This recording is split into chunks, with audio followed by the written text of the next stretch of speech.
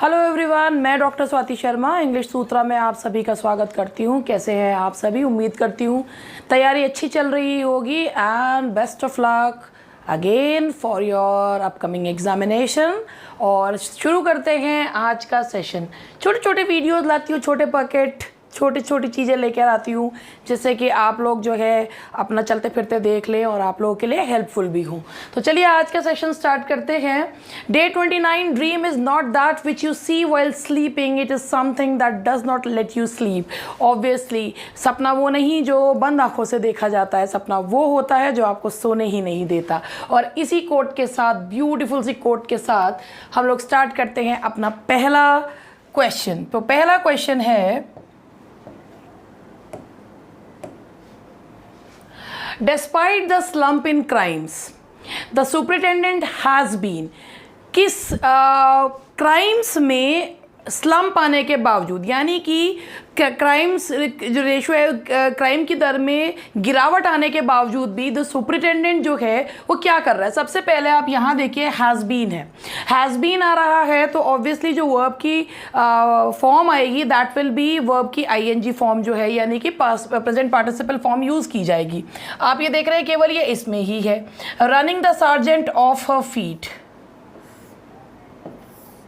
Running the sergeant of a feet, ये एक idiom है। इसका मतलब होता है to keep someone very busy, किसी को बहुत बिजी रखना। तो इसीलिए यहाँ पर आंसर आएगा बी। और वैसे भी हैज़ बीन आ रहा है तो उसके साथ ये वाला फॉर्म चलेगा। और इसका मीनिंग होता है run off the feet means to keep someone very busy. Now the next question is the work is dash much for anyone to do single handedly. तो यहाँ पर आप ये देखिए, यहाँ टू आ रहा है, आप यहाँ पर टू लगाते हैं। Too much, two is an adverb. किसको है? टू मच, बहुत ज़्यादा है। इसके बाद हम लगाते हैं टू, ये इन्फिनेटिव है। और इसके बाद आती है वर्ब की फर्स्ट फॉर्म। अगर यहाँ था the work is so much that not a single person can do single, not one person can do single handedly, तो सो आता तो हम दैट लगाते, लेकिन यहाँ टू आ रहा है। इस टू की वजह से यहाँ पर हम लगाएंगे C. The work is too much, बहुत ज़्यादा है। ज़्यादा है कैसा, क्या है? ज़्यादा। और टू एक एडवर्ब है जो मॉडिफाई करता है एडजेक्टिव को, वर्ब को, और एडवर्ब को here it is modifying the adjective. Third question is, it rained all Monday and stopped raining that night। पूरी दिन मंडे को पूरी बारिश हुई और रात को बारिश रुक गई। रात के and it stopped raining during that night, उस रात के दौरान। किसी चीज़ के मध्य में, कोई बीच में कोई कार्य होता है तो ड्यूरिंग का प्रयोग जो है वो किया जाता है के दौरान। It stopped raining during that night, रात के दौरान जो है वो बारिश रुक गई। Now the next question is you have watered. सबसे पहले एक चीज़ है, अगर हैव आ रहा है तो इससे पता चलता है कि जो मॉडल वर्ब है उसकी हमें पास्ट फॉर्म में यूज़ करना है। You have watered the plants, water the flowers for it is going to roll. तुम्हें इससे पता चल रहा है भाई तुम्हें पानी देने की ज़रूरत नहीं थी क्योंकि बारिश होने वाली है। तो यहाँ पर इसका मीनिंग होगा कि नीड नॉट हैव, किसी चीज़ की जब ज़रूरत नहीं होती है, ज़रूरत नहीं थी, ये है ज़रूरत नहीं थी। अगर हम कहते हैं you need not water the plants, पानी देने की ज़रूरत नहीं है, it is going to rain, मगर बावले ने पानी दे दिया। अब पानी दे दिया तो इसका मतलब बारिश होने वाली है, छाता लगा के पानी दे रहे हैं, तो इसका मतलब ये है कि भाई बारिश में पानी देने की ज़रूरत नहीं थी लेकिन उसने पानी दे दिया। तो you need not have water the flowers. Now the next question is, he was angry, he listened to me patiently। ये adverb of clause of concession and contrast होता है, जहाँ पर हम किसी बात को विरोधाभासी उसमें विरोधाभासी रूप में व्यक्त करते हैं। जैसे dash he listen to me patiently, he was angry, angry था मगर फिर भी मेरी बात को ध्यान से सुना। तो यहाँ पर जो adverb clause of concession and contrast होता है वो दो, ऑल दो, हाउएवर, इनसे जो है रिच एज ही इज़, इस तरीके से बताया जाता है। तो यहाँ पर हम लोग इसे यूज़ करेंगे, दो का प्रयोग करेंगे adverb clause of concession and contrast की तरह। The teacher as well as his principal dash. भाई जब एज वेल एज से दो सब्जेक्ट्स जुड़े होते हैं तो हम जो लगाते हैं एज वेल एज, अगर दो सब्जेक्ट्स हैं as well as, together with, इनसे जुड़े होते हैं as well as, together with, along with, तो हम जो इनके जस्ट पहले वाला जो सब्जेक्ट आता है उनके हिसाब से वर्ब लगाते हैं। तो टीचर तो सिंगुलर है, द टीचर, और सिंगुलर वर्ब इसमें एक ही है, वो है सी, तो हम लगाएंगे the teacher as well as the principal was एक्सोनरेटेड।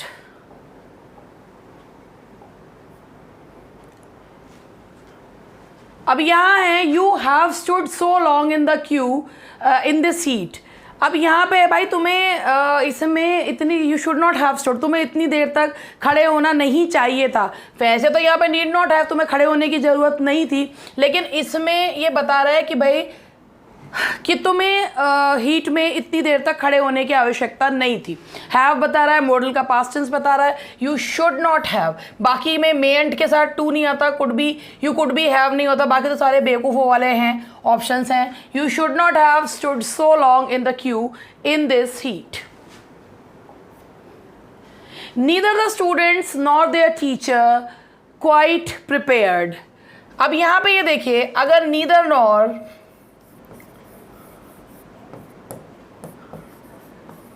Either और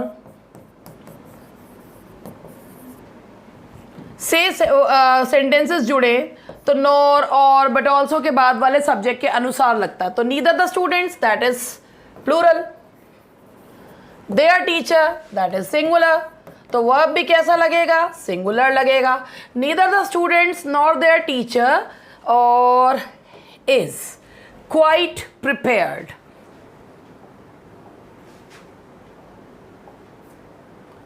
There is dash room left in the auditorium। सबसे पहले अगर हम बात करें इस रूम नाम की चिड़िया का मतलब क्या है। रूम का मतलब होता है, हालांकि मैं ये बात पहले भी बता चुकी हूँ एक बार, रूम का मतलब होता है किसी चीज़ के अंदर की जगह को बोला जाता है room. There is no more room in this compartment. तो यहाँ पर अगर आप यहाँ पर बोलते हैं तो इसमें रूम जो है वो है क्या, जगह के लिए यूज़ कर रहे हैं, अनकाउंटेबल नाउन के। भाई आप एक ऐसी चीज़ के बारे में बात कर रहे हैं जो गिनी नहीं जा सकती, तो मैनी, फ्यू, अ फ्यू नहीं है। अनकाउंटेबल के लिए क्या यूज़ करते हैं, little. There is little room left in the auditorium, ना के बराबर ही जगह जो है वो बची है। Do you know Orwell's books? I haven't. क्या तुम ऑरवेल की बुक्स के बारे में जानते हो? मैंने, आई हैवेंट रेड, मैंने नहीं पढ़ी हैं। अगर एनी अपने आप में कोई नेगेटिव वर्ड नहीं है, unless we put a negative word with it, तो एनी है कि आई हैवेंट रेड, मैंने कोई सी भी नहीं पढ़ी है। नॉट आ रहा है, अगर नॉट आ रहा है, सेंटेंस नेगेटिव है, तो आपको यहाँ पे जो लगाना होगा वो होगा आई हैवेंट रेड एनी। ठीक है, एनी कोई नेगेटिव डिटर्मिनर नहीं है, any man can apply for this, यहाँ पर वो नहीं है। लेकिन अगर आप कोई नेगेटिव वर्ड ले रहे हैं तो एनी का यूज़ जो है वो किया जाता है। जैसे the lame boy climbed without any help, बिना किसी सहायता के। तो अगर आपके सेंटेंस में कोई नेगेटिव वर्ड आ रहा है तो आप एनी का यूज़ किसी के सेंस में, कोई के सेंस में करते हैं। Her little girls are always dressed। एक मिनट देखिए, उसकी जो बेटियां हैं वो हमेशा बड़े अच्छे से ड्रेस्ड रहती हैं। अच्छे से, भाई कैसे, अच्छे से। Prettily dressed, how, adverb of manner. तो her little girls are always prettily dressed, कि वही वो her little girls are always भाई ड्रेस्ड रहती हैं, अच्छे कपड़े पहने रहती हैं। तो उसको मॉडिफाई कौन कर रहा है, एडवर्ब। तो यहाँ पर आएगा that is D, are always prettily dressed.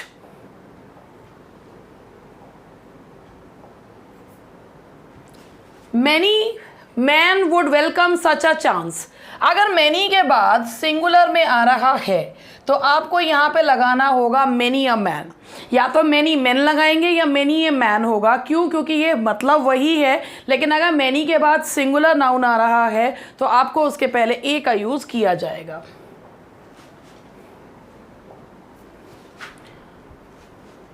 There is dash water in the bottle.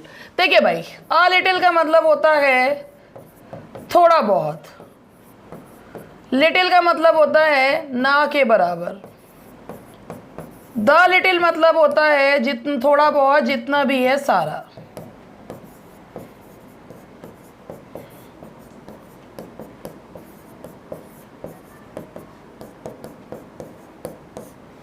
तो आप यहां पे देखिएगा, there is dash water in the bottle, hardly any. Little का मतलब ना के हार्डली एनी, अ लिटिल मतलब होता है नॉट मच, बहुत तो ज़्यादा नहीं मगर थोड़ा बहुत तो है ही, ठीक है, नॉट मच बट थोड़ा सा है। तो देयर इज, अब हार्डली एनी लिखा हुआ है तो यहाँ पे हम लगाएंगे there is little water in the bottle, ठीक है, थोड़ा बहुत ना के बराबर, थोड़ा बहुत जितना भी है सारा। The prime minister dash the new heliport tomorrow. अगर कोई काम, कोई फ्यूचर का काम हम बताते हैं, वो फिक्स प्रोग्राम है। कोई फ्यूचर का अगर फिक्स प्रोग्राम दिया हुआ हो तो वहाँ पर हम प्रेजेंट इंडेफिनिट टेंस का यूज़ करते हैं। तो यहाँ पर ये देखिए, विल ओपन या ओपन्स में से खाली अगर हमें कहते हैं prime minister will open the heliport tomorrow, इसका मतलब है कि एक फ्यूचर का प्रोग्राम है, हो भी सकता है नहीं भी हो सकता, लेकिन अगर फ्यूचर का फिक्स प्रोग्राम बताना हो, प्राइम मिनिस्टर का प्रोग्राम फिक्स ही होता है, तो उसके लिए आपको लगाना होगा प्रेजेंट इंडेफिनिट टेंस। तो यहाँ आएगा opens. The train dash leave I reach the station. अगर पास्ट में दो काम हुए हों जिनमें से एक काम पहले ख़त्म हो गया हो, एक काम बाद में ख़त्म हुआ हो, तो जो काम पहले ख़त्म हुआ है उसके लिए यूज़ करते हैं पास्ट परफेक्ट, जो बाद में ख़त्म हुआ उसके लिए यूज़ करते हैं पास्ट इंडेफिनिट। तो यहाँ पर आएगा the train had left before I reach, the train had left before I reach the station. यहाँ पर कॉमा जो है लगा देना चाहिए। The train left, the train had left before the train has reached, बाकी सारे वैसे भी उल्टे पुल्टे से हैं।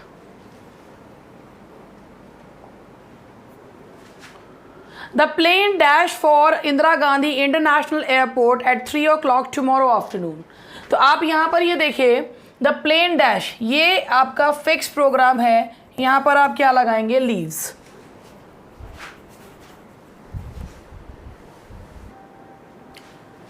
देखिए ये भी एक फिक्स प्रोग्राम है, इसीलिए हम इसके साथ लगाएंगे leaves. The train leaves for Indira Gandhi. चलिए आगे बढ़ते हैं।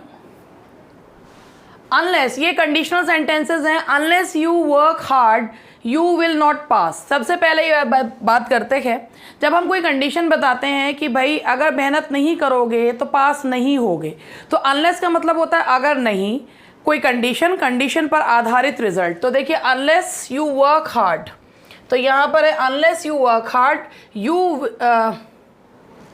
सी नहीं, unless you work hard you will not pass. Type 1 है ये। If I dash in your shoes I would wait a bit.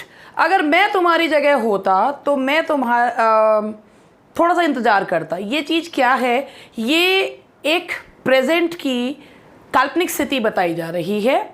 जब हम प्रेजेंट की काल्पनिक स्थिति बताते हैं तो हम पास्ट सब्जेक्टिव मूड का यूज़ करते हैं और वहाँ पर हम टाइप 2 कंडीशनल का यूज़ करते हैं। तो यहाँ पे if I were in your shoes, past subjunctive mood, if I were in your shoes.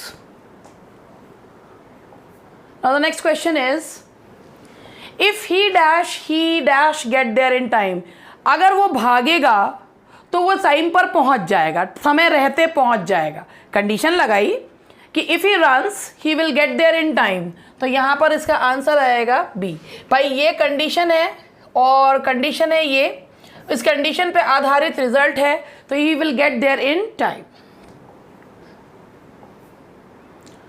I still feel very tired dash in the morning. मैं अभी भी थका हुआ महसूस करता हूँ, कब, जब मैं सुबह उठती हूँ।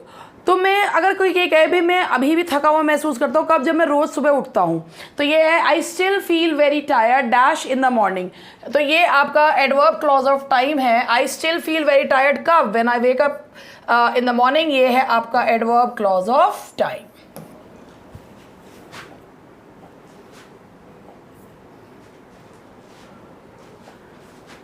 माई friends knew I was getting married. मेरे बहुत ज़्यादा दोस्तों को नहीं पता है कि मेरी शादी हो रही है। तो नॉट मच, मच नहीं लगा सकते क्योंकि ये जो है काउंटेबल नाउन है। काउंटेबल नाउन होता है तो मच नहीं लगा सकते। नॉट मेनी माई, अब जब ऑफ क्यों लगाते हैं इसका भी रीज़न सुन लीजिए। जब बहुत सारों में से कुछ को चुना जाता है तो ऑफ का यूज़ करते हैं। जैसे वन ऑफ माई फ्रेंड्स, यानी कि बहुत सारे दोस्तों में से एक को चुना। Not many of my friends मतलब बहुत सारे दोस्तों में से कुछ दोस्तों के बारे में बात की जा रही है। तो ऑफ तब लगाते हैं जब हम बहुत सारों में से कोई चुनते हैं। तो दैट इज़ वाई हमने यहाँ पे लगाया B. Not many of my friends knew I was getting married. I will take dash it doesn't matter which. मैं कोई सा भी ले लूँगी, कोई सी भी चीज़ ले लूँगी, मुझे इससे फ़र्क नहीं पड़ता कौन सा। कहते कई बार हम किसी चीज़ को ये कहते हैं इट डजेंट मैटर, कोई सी भी दे दो, जल्दी जल्दी है। अगर मान लीजिए पेन खरीदने जा रहे हैं और एग्ज़ाम का टाइम होने वाला है तो हम कहेंगे कोई सा भी दे दो, हमें कोई फ़र्क नहीं पड़ता। तो यहाँ पर यही है, I will take either, it doesn't matter which. I will take either, कोई सा भी।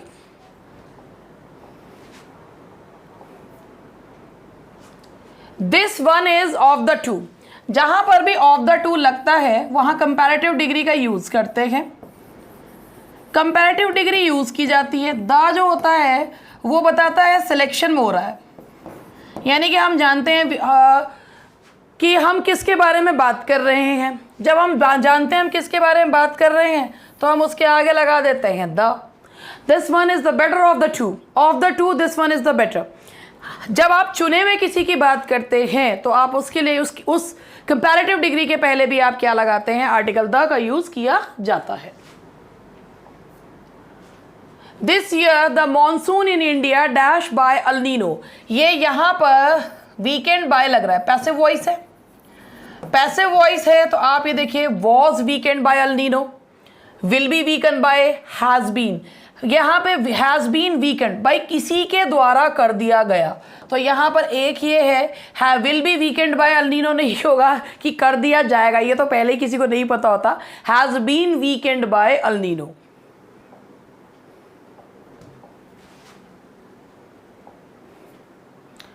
The photocopier machine was on when I came to the office this morning. Somebody, जब हम किसी चीज़ के लिए पास में किसी काम के लिए कहते हैं जरूर हो गया होगा, जरूर वो चीज़ हो गई होगी, तो हम लगाते हैं must have।